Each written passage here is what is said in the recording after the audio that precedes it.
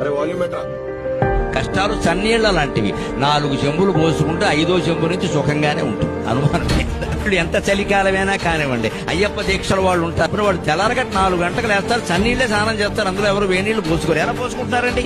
ముందు 4 చెంబులు అయ్యప్ప స్వామియే అంటారు, అయిపోయిందంటే మొత్తం ఆ మిగిలినంత బానే ఉంది. అంతే మనం అలాగే ఉండాలి. కష్టాలంతే, ముందు 4 కష్టాలు భరించగలిగితే తర్వాత ఆ కష్టం కూడా సుఖంగానే ఉంటుంది. ఎప్పుడూ కష్టాలు ఎక్కువ వస్తున్నాయంటే యువతరం ఒకలా ఆలోచించాలి.